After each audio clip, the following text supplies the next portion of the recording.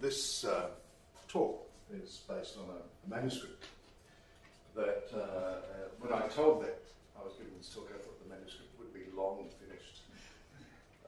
It's almost finished, and that means the end is, scrappy might be too strong a word. The end part of how we go forward with all this is less well thought out than I had hoped, but I think it's okay.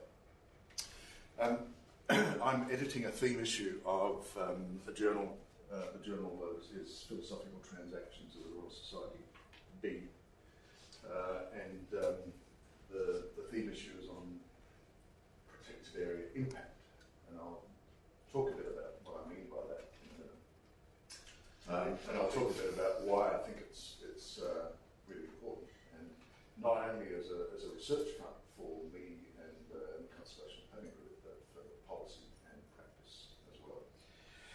So, the departure point is some work I've done previously, and the departure point is really that protected areas, if you look at them around the world, are mostly residual. And what I mean by that is that they're mostly in places where they don't get in the way of extractive uses. So let me give you two examples from my New South Wales Parks days. Northeastern New South Wales, we had subdivided the landscape, a region of about 90,000 square kilometres. That should be sloped. Maybe if I press this again, it'll come up. No. This is slope, fertility. Combinations of those three categories give us 9 broad environments. Fertility, low to high, slope, steep to flat. And on the vertical axis, the percentage of each of those environments in protected areas. So some of you have seen this already. What we can see is that we had done a very good job of preserving the steep and fertile parts of that region. A really bad job of preserving the flat fertile parts. That's a problem because things live in the flat fertile parts and not in the other parts. So some ecosystems and species are doing really badly and some are doing quite well. And the ones that are doing well would have done well anyway because nobody wants to mess with this steep and fertile stuff very much. And this is terrestrial, there's a marine example coming up, but if we look at terrestrial regions and our M all over the world, look at studies all over the world, 150 odd studies and counting, this turns up again and again and again. And sometimes it's slope and fertility, sometimes it's remoteness, aridity, altitude, rock and ice, poor drainage, disease. So if you look worldwide, quantitatively, qualitatively, you find protected areas on land tend to be, there are exceptions, but the generalisation is they're in places where they don't mess with what we were going to do anyway, which means we have to ask what they're protecting biodiversity from. The marine sea, the world's best example of a residual marine protected area system. What would you look at this? This is the Australian marine jurisdiction, and there's some outliers. What do you see? You see big things, big marine protected areas. It's a colourful map, different zones. The green zones, the no-takes, are all a long way from shore. And what we found, and we've done the analyses, is that that entire marine park system under federal Labor before the current government was designed to have virtually no impact on fisheries or oil and gas exploration. In other words, to maintain business as usual while rebadging areas of ocean. And wherever you look, you start to find the same thing in the sea. That's a problem, and I've been talking about it as a problem since 1994 when I first published on it. The world is not radically different for a whole bunch of publications of mine. So that led me to think what I had to do is look at the other side of the coin and say, instead of me just banging on about parks being in the wrong places, we should start getting measures of progress that have to do with putting them in the right places and try to build some incentive around that at the policy level. I'm not alone in thinking that. And once I took that step and started investigating, I met up with some resource economists who were bringing ideas from other fields where you actually measure how much difference you make. And I met up with marine ecologists and others doing BACI designs, before after control and dimension designs. So several threads come into this, as well as conservation planning. So that's the departure point. So here's a statement that you might think is so obvious that you will wonder why I didn't put it up on the screen. Nature conservation is about saving stuff, right? Not many people would argue with that. It seems absurdly straightforward and obvious. But if it's obvious, why is it that when we do nature conservation through protected areas, why do we not save things? Why do we put protected areas in places where they make little difference? And we leave the things that need saving to languish. That's a really important question. And that's a question that has motivated this theme issue and this seminar. So let's look at making a difference, which is saving things. This is now, past, the future, some measure of biodiversity remaining on the vertical axis. Let's say if we had done nothing in the last 100 years with protected areas, that would have happened. And let's say that because of our intervention via protected areas, the green line happened instead. We know we've lost things. We also know we will continue to lose things into the future. But we would like to think that by intervening with protected areas, we would minimise or reduce that loss. So this figure for me sums up what we're on about. We want to look back and see that we've made a difference here, and we want to look forward and work out where we can make a difference in the future. And what I'm going to talk about is ways of actually measuring that and then embedding it into policy and practice.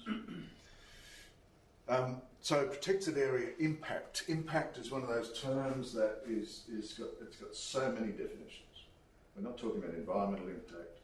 We're talking about impact in the sense of how much difference we make. And it's got currency out there. I'm using it because, not because I need another term in conservation planning, but because it has wide currency in fields like medicine, development aid, education, where people are out there evaluating the impact of interventions because they want to know how much difference $100 million makes here or $20 million makes here. So protected area impact is the difference that protected areas make to one or more intended outcomes relative to the counterfactual of no intervention or a different intervention. So the counterfactual, if you like, that this is another term with lots of currency out there, is what would have happened if I didn't do anything. It's, if you like, it's the default outcome. Okay. And I mentioned that this term comes from these fields. Impact evaluation is a very well developed science out there. And this is why the resource economists have picked it up, and some of the people who are best at this in the world are a small number of resource economists in the US.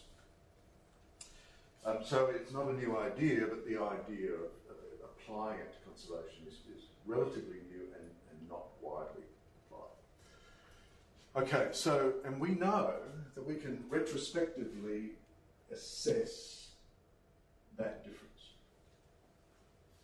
There are quite sophisticated tools for doing that. We can look at a protected area system and say, how much difference did it make? What would have happened in the absence of those protected areas? There are well-developed methods for doing that. And we know that we can look forward and say, where can we have the most impact in the future?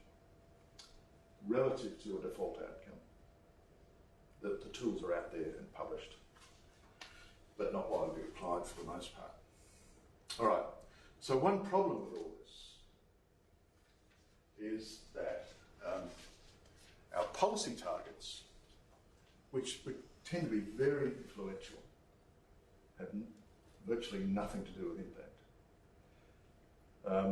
If you look at the Australian strategy for the National Reserve System, there's nothing like impact in there. There's some targets that you would describe as half-assed, to do with extent, to do with sort of mealy-mouthed targets, to do with representing regional ecosystems. The most influential policy targets are the ones developed, currently applied under the Convention on Biodiversity, BACI targets. Two of them are of particular interest here. This one kind of gets at what I'm talking about. By 2020, the rate of loss of all natural habitats is at least halved, etc. That's getting an impact. The problem is it's getting at it in such a vague, qualitative way that it's not operational. There's nothing else to make it operational. We don't know what habitats are. There's no agreement on what that is.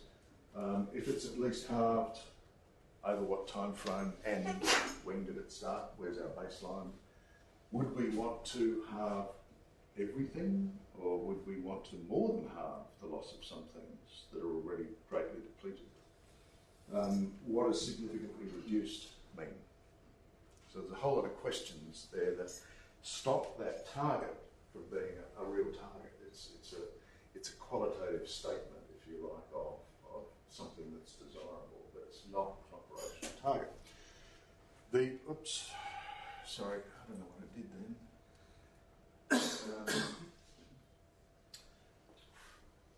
This is the one that everyone focuses on because it's got numbers. 17% of land, 10% sea in protected areas by 2020. So it's sad that the only one that people really focus on and respond to, because it's got numbers, is, I'm trying to think of an adjective that's not too obnoxious. It's silly. More than silly, counterproductive, because what we see now, especially in the lead up to the World Parks Congress, is a rush for countries to establish thumping big protected areas in the sea. New Caledonia, the entire EEZ is an MPA. Doesn't have a marine, doesn't have a plan, but it's a marine park. Somebody can claim success in terms of percentages. So if anything, and I'm not the only one who thinks this, it's counterproductive because it's meant a rush to get big, remote areas that are good for nothing and claim victory for conservation. Meanwhile, the things that needed protection still need protection, and not all of them are still standing. So the only, at the global scale, and these are, and this really applies to, you'll see in a little while that this applies more generally, the only unambiguously quantitative target, the one that people respond to a lot, misses the point. Because extent, percentages, kilometre squares, whatever, has nothing necessarily to do with impact and may, in fact, achieve the reverse.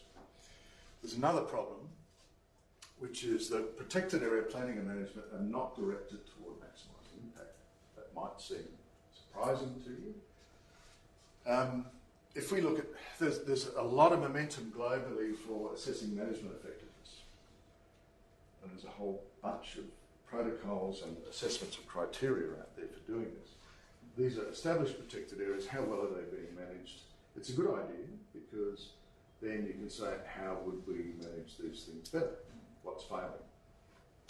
But it's got virtually nothing to do with impact. If you look at the different protocols, they do not address making a difference. They address inputs, governance, state offences, etc., but not impact.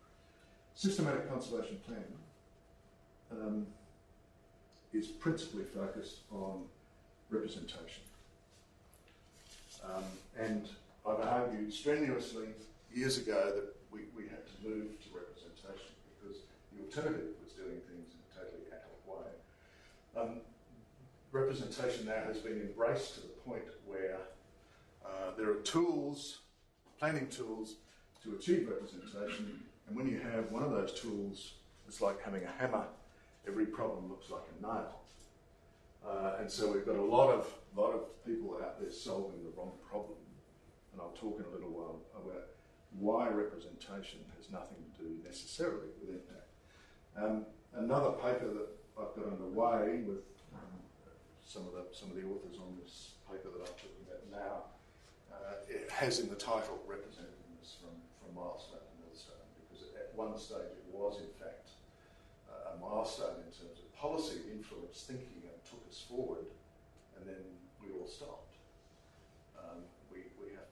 We need another step change. We need to move on again.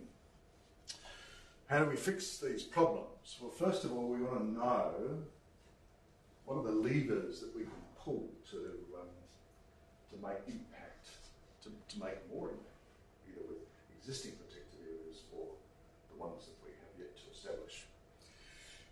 We need to understand the limitations of widely used measures of progress. And we need to stop using them for that reason. And my approach to that is to try and explain to people why they don't tell us we need to know. And then we need to use all this knowledge to devise ways of setting policy targets in intelligent ways and doing operational planning and management that take us towards this thing called impact, which is, after all, fundamental goal of conservation, saving stuff. It's about impact. So by now, maybe you've got the drift that, although it seems blindingly obvious to say that conservation is about saving things, it's not actually what we do very much. We mostly don't save things. So, levers.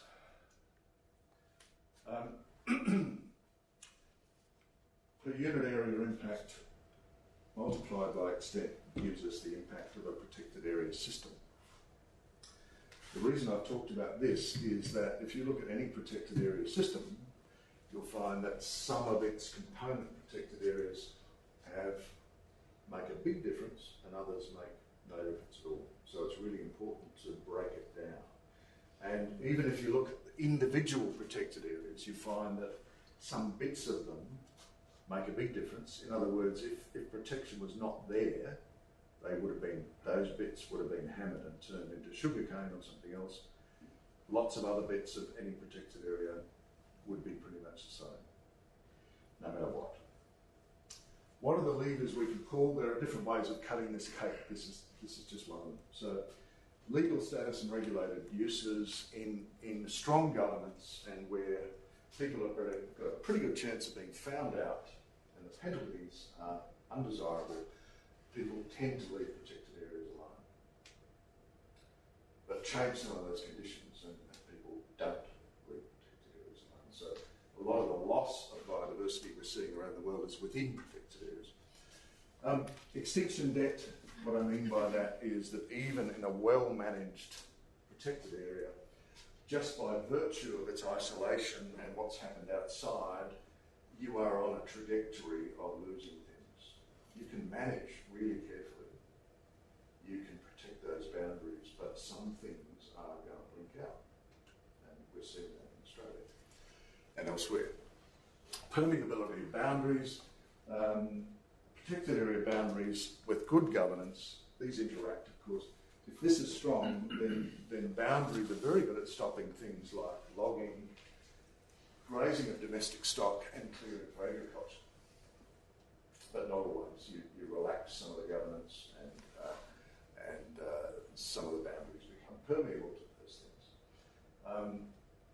Protected area boundaries are not very good at keeping out polluted runoff, a whole bunch of other things that happily transcend boundaries. Management effectiveness, I've talked about, that's one of the ingredients here. Location to preempt threats is, for me, a really important ingredient. So if you have deliberately placed your protection to preempt loss, then potentially you're going to achieve a lot of impact. So these are the levers that we can play with. And then once you've estimated that, the overall impact of a protected area system, whether it's the Queensland protected area system or the Australian one, is multiplying that by that. So the reason I've split it up that way is to set the scene for this little demonstration here. Oh, and the numbers here can be frighteningly small. So Costa Rica has got a globally lauded protected area system. If you look at how much deforestation, and this has been done very rigorously and published, how much deforestation would have occurred in the absence of protection, the answer is 7%. Okay. So 7% of the Costa Rican protected area system would have been deforested in the absence of protection. 93% of it was going to be just fine anyway. And why? Because protected areas are remote, steep, infertile, unpromising. And if you look globally, the best global estimate is 3%. Now, that's 3% globally is a lot of hectares, but most of us would hope for more than that in terms of how much difference we make. So let me just go through this little exercise now to make another couple of points before I move on. Here's a region that is 50% suitable for agriculture, 50% unsuitable for agriculture. Most of the protected areas, this is unsuitable and protected, are over there. That's pretty typical. A minority of the protected area state is suitable and protected. 4%, in fact. 1% of that has been lost by intrusions of one sort or another. Meaning that the difference we've made is 3% of the region. Okay. Now, if we look at how that breaks down, total protected is 40%. That's a lot of protection, right? And we can measure that and say 40% means a lot of conservation, and we do. That's what we do all the time. But really, the actual impact as a percent of the region is 3. Importantly, the potential impact, if you did everything right, is 4. So those other factors in that diagram, 4 of them, management effectiveness, extinction debt, etc., they can't take you over 4. They can make the difference between 3 and 4. The ceiling is set by how you placed your protected areas in relation to what was going to be trashed. So overall, the percentage of the impact as a percentage of the protected area system is 7, and I've chosen that number because it's the answer they got in Costa Rica. So there's 2 key things here. One is that extent tells you nothing about impact. 40% tells you nothing about how much difference you've made. And the ceiling here, and this is albeit a simple example, the ceiling is set by the extent to which you have intervened in what would have been lost otherwise. Okay, now let's move on and say what sort of measures are we using out there? I've alluded to some of them already, and how much do they tell us about this thing called impact, which is what matters.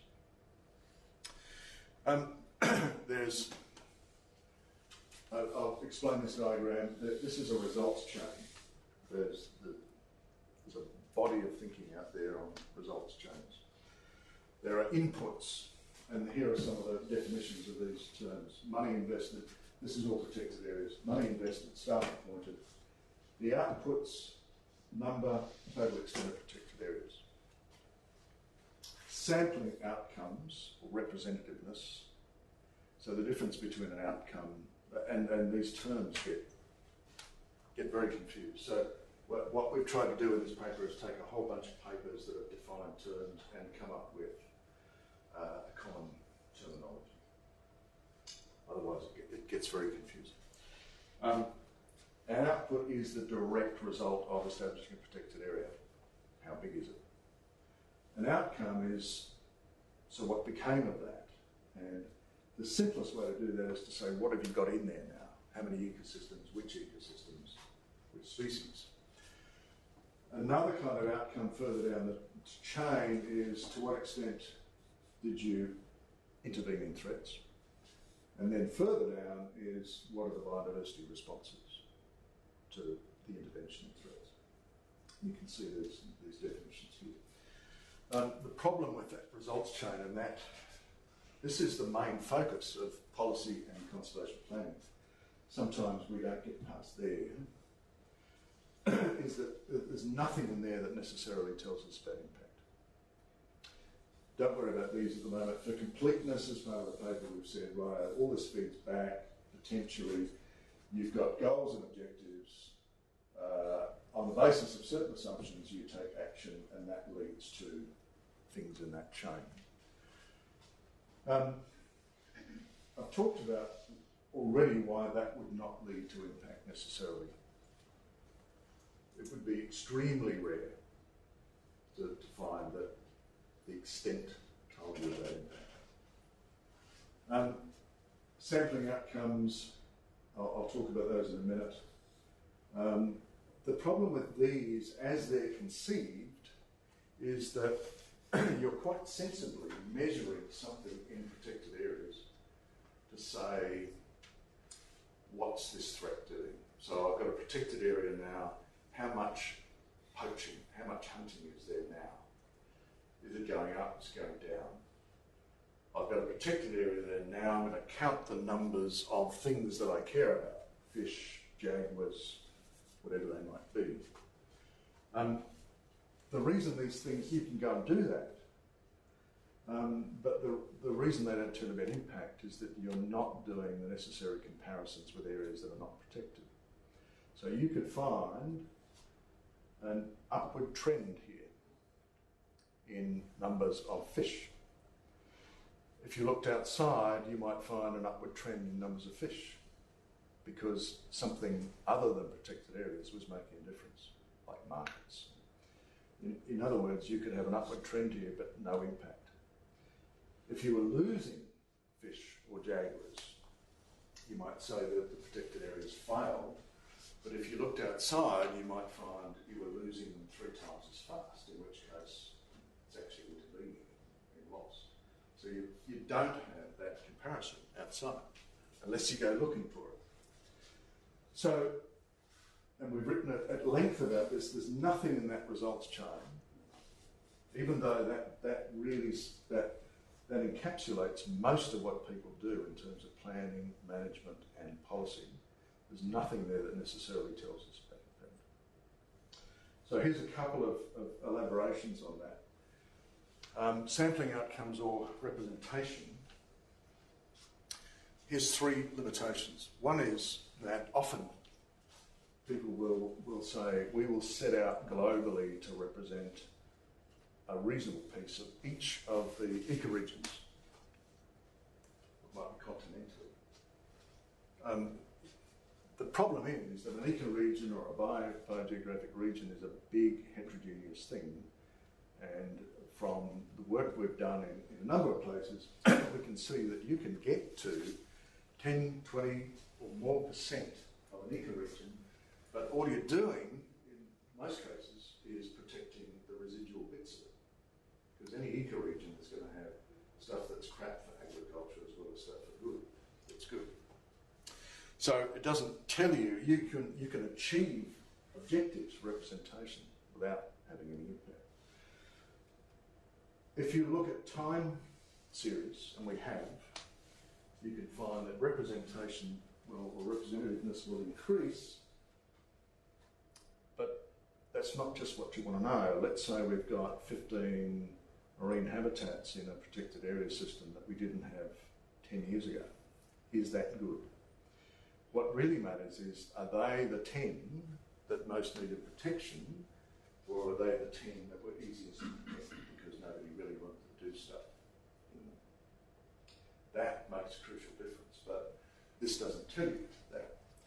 And another one is that representation is based on a very simplistic theory of change. Theory of change is understanding what is affecting the things you care about and knowing where and how to intervene. And normally a theory of change as a flow diagram or a conceptual diagram, which can then be tightened up with numbers, is fairly complicated. What representation usually says in planning is sample it and then it's fine. That's a very simple theory of change. It doesn't work for a lot of things. African elephant. Very big range, very low density. You sample those things in protected areas, the pressure is demand for ivory. Unless you're doing something about the markets and the trade, you can put them in protected areas, but they'll still be on a downward trajectory. Okay. Now, I mentioned that it wasn't just the BACI targets that were focused in the wrong places. We've, in another paper we've got underway that around this area of impact, we've analysed 10 major funding programs, some national, some global, and we'll do some more. And what we find, and there are more than 10 entries in here because some of them have use multiple measures or targets or measures of progress. What we find is that a lot of it's down this end. Inputs and outputs. How much have you got? This is sampling outcomes, threat outcomes, biodiversity outcomes. One of them mentioned impact. And what they recommended was not a very good way of estimating impact. It's been demonstrated in the literature to be a really bad way of estimating. But at least they actually got the idea that it would be a good idea to measure how much difference we make rather than these other things. So policy and planning have really got a long way to go if we're going to properly address impact. So how do we go forward? Here's a different model. And I won't go into all these either. We have some inputs. We set objectives for impact. This is quite feasible. We could set objectives for impact in relation to threat mitigation. I've just illustrated this one. So we're no longer trying to maximise that or that or that. Those are incidental. In the previous diagram of this sort, impact was incidental. Maybe you'd get some impact, but you weren't actually trying for it. You were trying for other things that don't tell you about impact. What we're doing here is saying, why don't we set objectives or targets directly for impact? Sure, measure these things. These are means to an end. This is the end, they're the means. What's happened is we've got confused and seen these as ends in themselves. That's pretty clear. But they're not. They're just ways of getting here. And that gives you a very different approach to setting policy targets and to making decisions. So, how might we do this? I think we can look at precedents, we can look at global initiatives for defining ecosystems, for defining things like key biodiversity areas, which I don't think are a good idea, but that's another story. To say all the steps I'm about to go through are quite feasible at a global level, say for the World Commission on Protected Areas, to take leadership on this. I might say also in passing that at a meeting post the World Parks Congress meeting in April, I put up a proposal for the World Commission on Protected Areas to form a group to work on impact evaluation, and that was endorsed. Not funded, but I wasn't expecting funding. They don't have much money. And that's fine. The main thing is that there's an endorsed group to work on protected area impact. Currently unfunded, but we'll work on that. And that reflected, and I know some of the people involved, reflected a recognition that that people in ICN at high levels realise that jumping up and down and slapping each other on the back about another 2% coverage of protected areas is missing the point. And probably, I think it's fair to say, at the Sydney World Parks Congress, that sentiment really emerged fairly strongly for the first time. So the time might be right. So how would you do this? Decide what you're measuring. You could do both. Let's focus on just avoided loss of biodiversity. Define biodiversity. Decide what you mean by it. Species ranges, distribution maps, more refined the better, ecosystems, habitats, whatever you want to call them. Agree on a map. So you've got spatial representation of these things. Agree on what you mean by loss, degradation, and fragmentation, which are just terms at the moment. With measures that you could detect from space or in the field. There's a big reliance on impact evaluation in the sea on fieldwork for obvious reasons, less so on land. Model future loss in the absence of protection or any more protection. Could we do this? Absolutely. Piero Visconti is doing it right now from his job in Cambridge, something knowing the PhD. Other people are doing it too. What will the future look like if it unfolds in certain ways? You don't have to do one of these models, you can do a cluster of scenarios that depend on different assumptions or settings. And get an idea of what could happen if we don't do any more protection. Or even if land use change and use of the sea unfold in ways that weaken existing protected areas. Once you know that, you're in a position to say, all right, now we can start to identify an objective in relation to avoided loss, which could be avoided deforestation in Costa Rica, or it could be other terms, because you know the scope of the problem. How much of that do we want to avoid?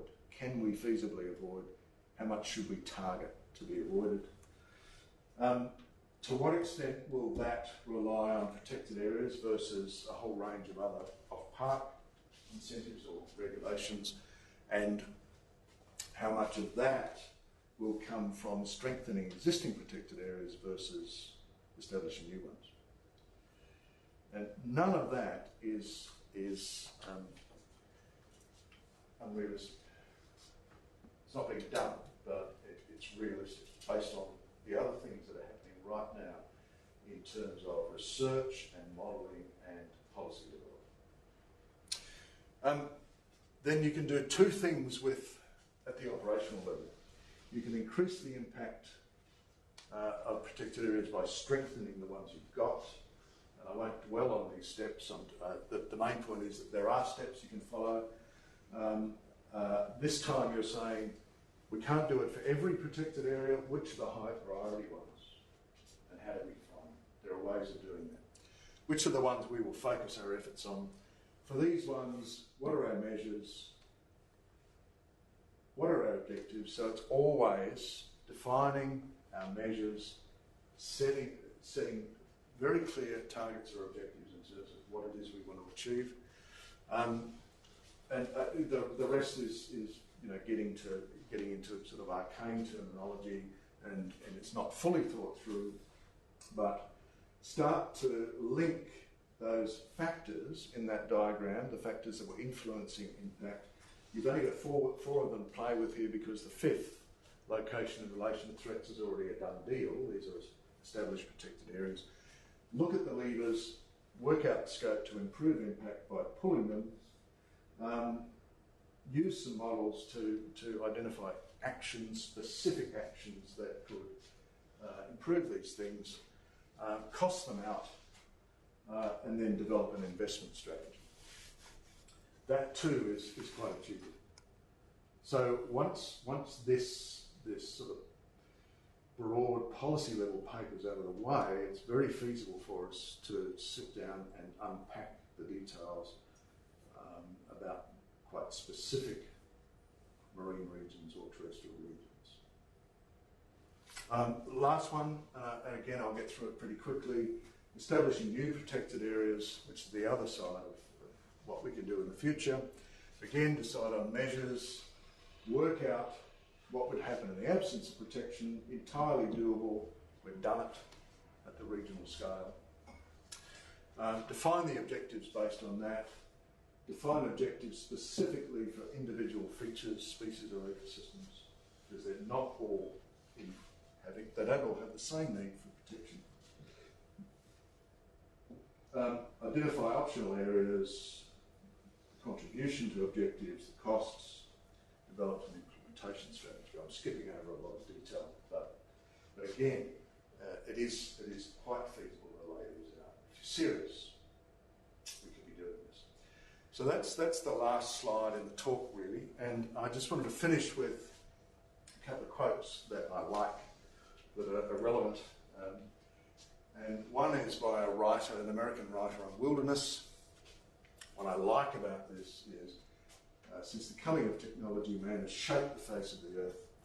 I really like the second sentence. In doing so, he reveals himself. And just so, we reveal ourselves by the way that we allocate protected areas. Societies reveal themselves in terms of how serious they are about saving things.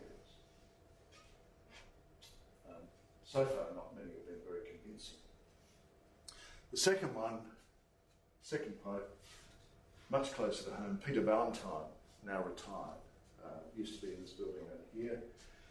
I gave a talk for some of his master students once, and sometimes you talk to someone and they can crystallise what you're on about better than you can. And he said at the end of my talk, so conservation is really about what we're prepared to give up. And that might seem like that other statement to be blindingly obvious, but in fact it's profound. Because what's in there is everything that I've just said. It's basically, if you're serious as a society about conservation, you will leave coal in the ground, you will leave trees unlogged, you'll leave Mitchell grass ungrazed, you'll leave trawl grounds untrawled. That's what he's saying. And the measure of how serious we are is the extent to which we do that. To the extent that we put protection in places where it's not